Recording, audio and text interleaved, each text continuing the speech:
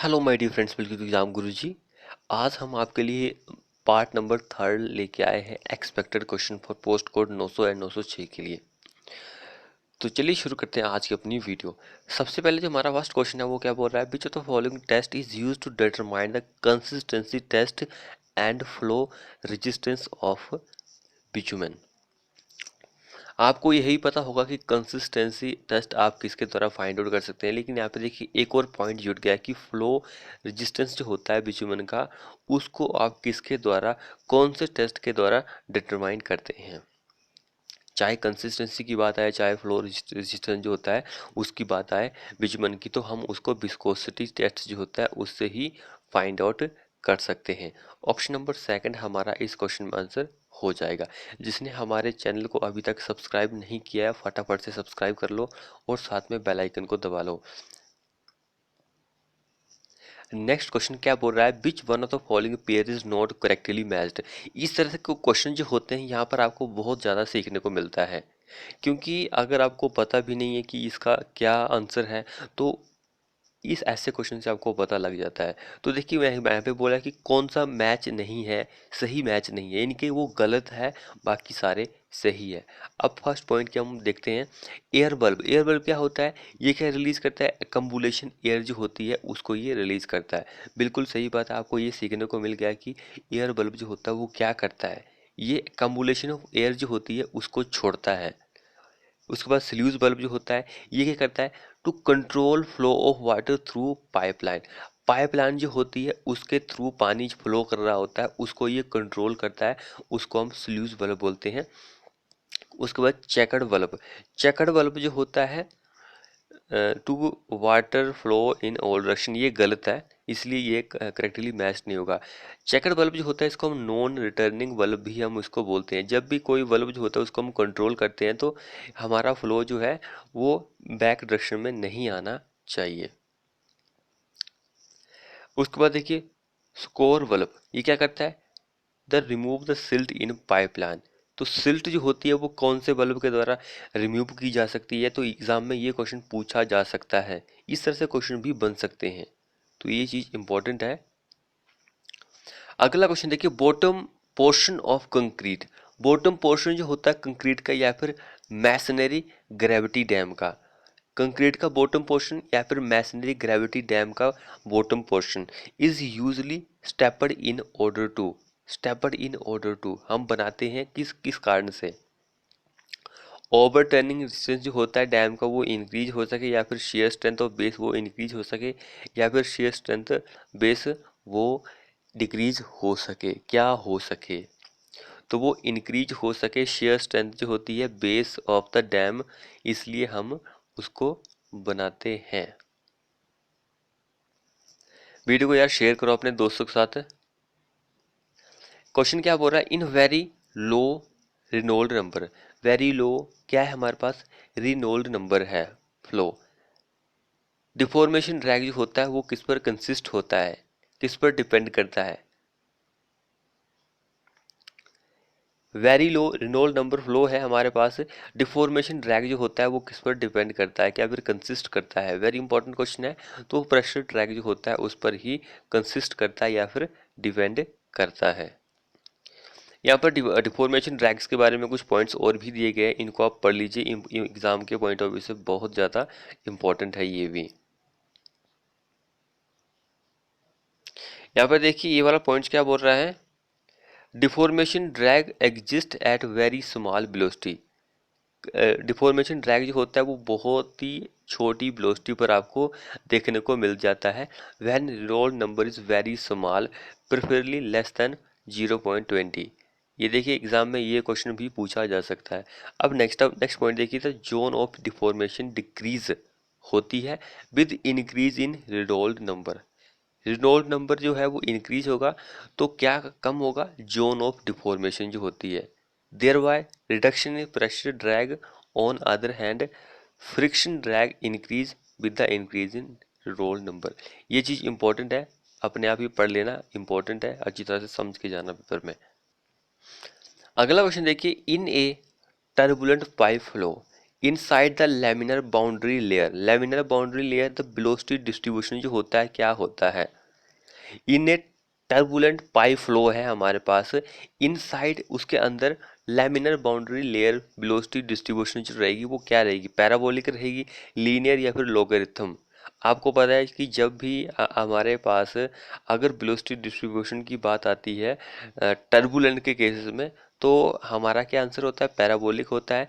लो sorry, turbulent के case में हमारा लोगरिथम होता है, लेकिन लैमिनार के केस में हमारा ये होता है, पैराबोलिक होता है। लेकिन क्वेश्चन यहाँ पे थोड़ा हटके पूछा गया है कि in a turbulent pipe flow inside the laminar boundary layer जो होती है वो क्या होती है, तो इनसाइड में हमारी लीनियर होती है, इनसाइड में हमारी लीनियर होती है, लेकिन लैमिनार के केस में हमारा पैराबोलिक होता है एंड टर्बुलेंट के केस में लोगरिथम होता है।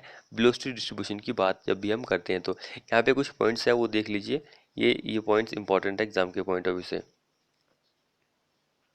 Velocity provide in laminar sub layer is actually parabolic होती है, but as the thickness is very small, thickness बहुत ज़्यादा स्मॉल होगी तो हम उसको लीनियर ही लेते हैं। ये चीज़ इंपॉर्टेंट है एग्जाम के पॉइंट ऑफ व्यू से। अब यहाँ पर भी एक चीज़ और इम्पोर्टेंट है, उसको देखिए। Velocity profile in turbulent boundary layers may be taken as either 1/7 power या फिर लोगरिथम हम लेते हैं। ये चीज़ इंपॉर्टेंट है टर्बुलेंट के केसेस में, 1/7 पावर हम लेते हैं या फिर लॉगरिथम हम लेते हैं। अगला क्वेश्चन क्या बोल रहा है, according to Newton law of viscosity shear stress in a fluid is, हमारा जो न्यूटन्स का लॉ है विस्कोसिटी का, उसके अकॉर्डिंग हमारी शियर स्ट्रेस जो होती है in a fluid is inversely proportional होती है या फिर प्रोपोर्शनल होती है या फिर इनवर्सली प्रोपोर्शनल होती है या फिर प्रोपोर्शनल होती है, किसके प्रोपोर्शनल होती है या फिर इनवर्सली होती है। According to Newton law of viscosity जो है, शियर स्ट्रेस जो होता है वो इन ए फ्लूइड वो प्रोपोर्शनल होता है वेलोसिटी ग्रेडियंट के, वेलोसिटी ग्रेडियंट के वो प्रोपोर्शनल होता है। ऑप्शन नंबर 4 हमारा करेक्ट आंसर हो जाएगा।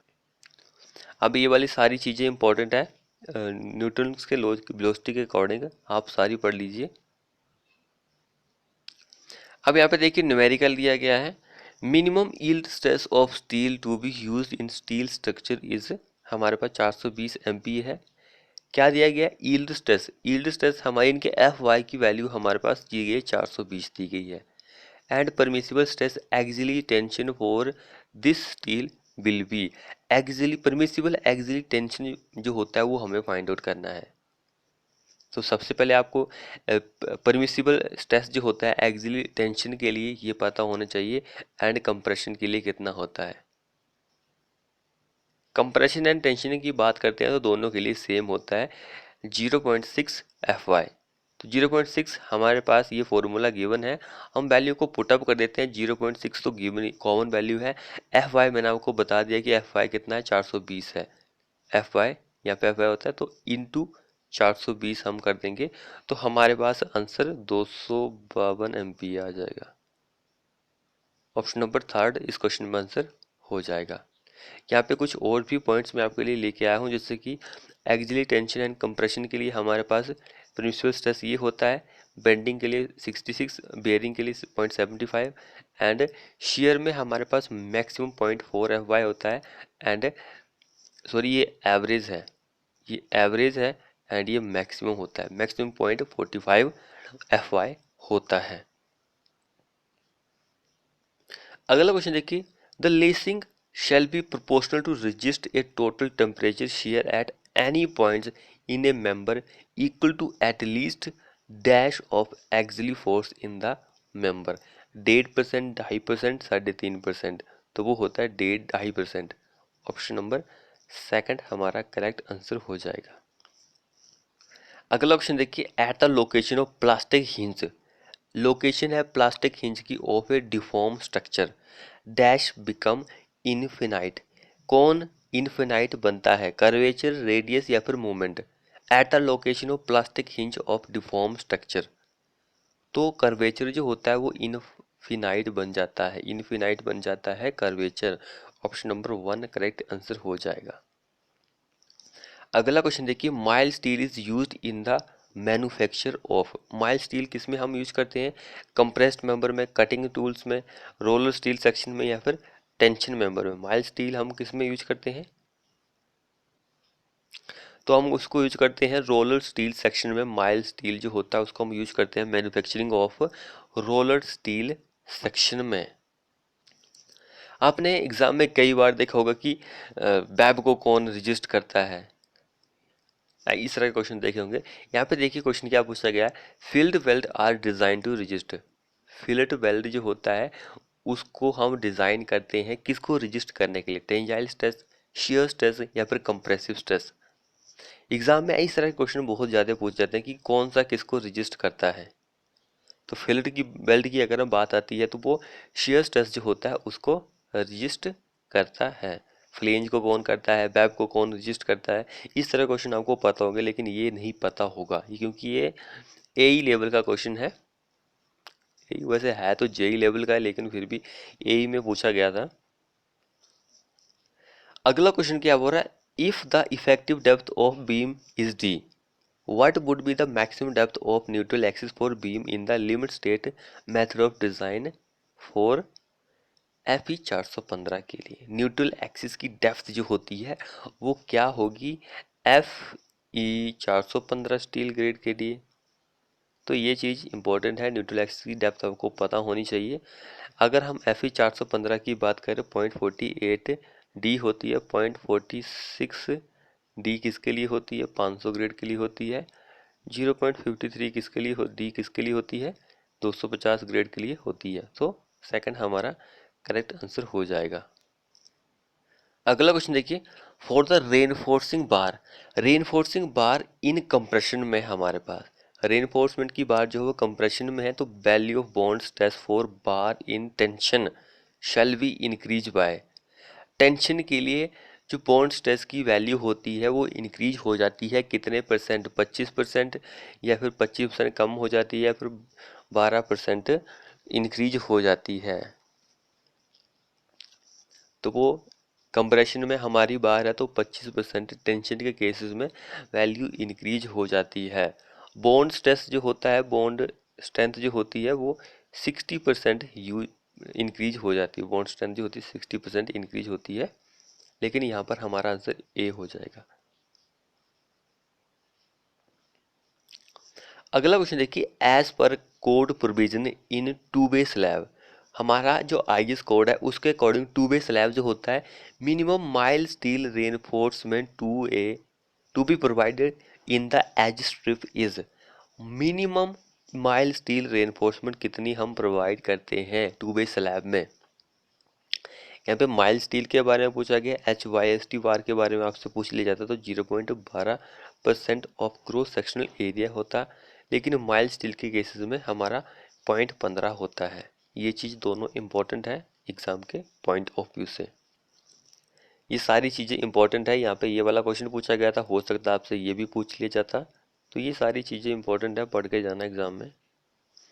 जिसने चैनल को सब्सक्राइब नहीं किया अभी तक, फटाफट से सब्सक्राइब कर लो और वीडियो को शेयर करो यार फटाफट से। बेल आइकन को दबाना मत भूलिएगा। अगला क्वेश्चन क्या बोल रहा है, इफ द कंप्रेसिव स्ट्रेंथ जो है 150 mm³ इज एफसीयू है, then cylinder of 150 mm³ and 300 mm height of is FCYL। Then ratio क्या होगा इन दोनों का? तो इन दोनों का जो रेशो होता है वो 1.25 होता है।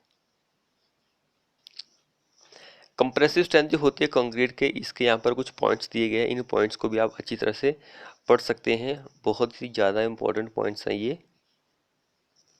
देखिए अगला क्वेश्चन क्या हो रहा है, एज पर हमारे आईएस कोड के अकॉर्डिंग मिनिमम एरिया जो होता है temperature reinforce either direction of slab when yield stress bar are used in dash of gross sectional area. Minimum area temperature area जो होता है रेनफोर्समेंट बार का वो क्या होता है? तो वो 0.12% होता है यील्ड स्ट्रेस के केसेस में, HYST के केसेस में। अगला क्वेश्चन देखिए, rebound hammer is use to determine. Rebound hammer जो होता है उसका हम यूज करते हैं किसका पता लगाने के लिए? कंप्रेसिव स्ट्रेंथ कोर्स की, या फिर कोर्स इन प्लास्टिक स्टेट में, या फिर कोर्स इन हार्डन स्टेट में। रिबाउंड हैमर जो होता है उसको हम यूज करते हैं कंप्रेसिव स्ट्रेंथ को फाइंड आउट करने के लिए, लेकिन वो कंप्रेसिव स्ट्रेंथ होती है कोर्स की हार्डन स्टेट में। थर्ड हमारा इस क्वेश्चन में आंसर हो जाएगा। फ्रेंड्स, हमने एक टेक्निकल चैनल शुरू किया है, अगर आप हमारे चैनल से जुड़ते हैं तो हमें बहुत खुशी होगी। मैं वीडियो के नीचे भी लिंक दे दूंगा उस चैनल का, और अपने आप हमारे चैनल के होम स्क्रीन पर जाते हैं तो वहाँ पर भी हमारे 2 चैनल आपको देखने को मिलते हैं, और सब्सक्रिप्शन में भी चैनल हमारे आपको देखने को मिलते हैं। उन चैनल को सब्सक्राइब कीजिए। वहाँ पर आपको मैं ये बताऊँगा कि आपको टेक्स्ट बुक का जो पास है वो फ्री ऑफ कॉस्ट में कैसे मिलेगा। 1 महीने के लिए आपको टेक्स्ट बुक पास अगर आप परचेज करना चाहते हैं तो वो किस तरह से मिलेगा, एंड ग्रेड अप जो है उसका अगर आपको टेक्स्ट बुक पास यानी कि ग्रेड अप का जो पास है वो आपको फ्री में चाहिए तो वो आपको कैसे मिलेगा 1 महीने के लिए।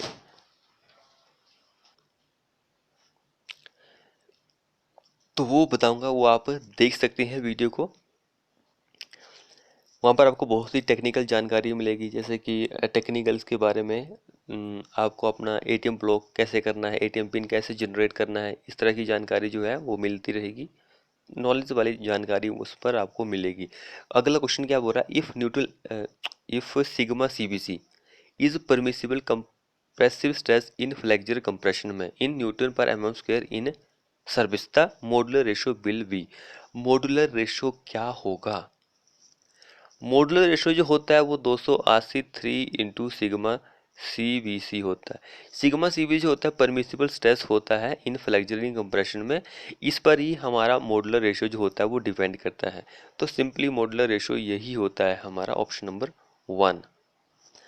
अगला क्वेश्चन क्या बोल रहा है, minimum reinforcement in either direction of slab is on the basis of. Minimum reinforcement जो होती है चाहे वो कौन सी डायरेक्शन में हो स्लैब में, वो किस पर कौन से बेसिस पर होती है, स्ट्रेंथ, स्टिफनेस, डक्टिलिटी या फिर श्रिंकेज एंड टेम्परेचर। तो वो श्रिंकेज एंड टेम्परेचर पे बेसिस पर हम प्रोवाइड करते हैं। अगला क्वेश्चन देखिए, which one of the following method is classifiable as a displacement method. कौन सा यहाँ पे मेथड दिया गया है जो कि क्लासिफाइड है एज ए डिस्प्लेसमेंट मेथड? तो मूवमेंट डिस्ट्रीब्यूशन मेथड जो होता है वो सेम ही होता है आल्सो नाउन। अगला क्वेश्चन क्या बोल रहा है, a ductile material is defined as one. Ductile material जो होता है उसको हम डिफाइन करते हैं as one for which the plastic deformation before fracture, जिसमें प्लास्टिक डिफॉर्मेशन होती है फ्रैक्चर होने से पहले पहले। तो क्या होगा, is much then elastic deformation varnish होता है is equal to elastic deformation, या फिर each much larger than elastic deformation. 4 हमारा इस क्वेश्चन में आंसर हो जाएगा। यहाँ पे इसके एग्जाम्पल भी दिए गए हैं डक्टिलिटी के, ये आप पढ़ सकते हैं। डक्टिलिटी के एग्जाम्पल जो हैं, ये चीज़ वेरी इंपॉर्टेंट है। वैसे ये मैंने आपको अपनी मॉक टेस्ट में करवाए हैं, जो हमारी वेबसाइट पर विजिट करेगा वहाँ पर उनको ये टेस्ट मिल जाएंगे। अगला क्वेश्चन देखिए, in the theory of bending, theory of bending है assumption that the plane section before bending will remain plane after the bending is made to ensure that. ये जो एजम्पशन है ये हमने बनाई है किसको इंश्योर करने के लिए कि हाँ ऐसा होना चाहिए। तो ये चीज़ इंपॉर्टेंट है। ये एसएससी जेई एचपी जेई में 2 बार क्वेश्चन जो है पूछा जा चुका है, तो ये बहुत ही अच्छा क्वेश्चन है। एसएससी जेई में पूछा जा चुका है, बहुत बार कई बोर्ड में क्वेश्चन पूछा गया है। तो वो स्ट्रेन जो होता है प्रोपोर्शनल होता है to the distance from the neutral axis. इसको इंश्योर करने के लिए हम ये एजम्पशन जो है इसको फॉलो करते हैं। तो फ्रेंड्स, आपको हमारी ये वीडियो कैसी लगी कमेंट बॉक्स में कमेंट करना मत भूलिएगा, और ऐसी वीडियो के लिए हमारे चैनल को सब्सक्राइब कीजिए और साथ में बेल आइकन को दबा लीजिए, क्योंकि हमने आपके लिए सर्वेइंग इंजीनियरिंग के हिंदी एंड इंग्लिश सेक्शन में वीडियो चलाई हुई है, क्रैश कोर्स चलाया हुआ है उसका। उसके अभी 4 पार्ट जो है वो हो चुके हैं। नेक्स्ट पार्ट जो है हमारा वो बहुत ही जल्द आने वाला है। तो वीडियो को जितना हो सके इसको भी शेयर कीजिए और उस सीरीज को भी शेयर कीजिए, क्योंकि हिंदी और इंग्लिश दोनों सेक्शन में हम आपके लिए क्वेश्चन जो है प्रोवाइड कर रहे हैं। मिलते हैं नेक्स्ट वीडियो में।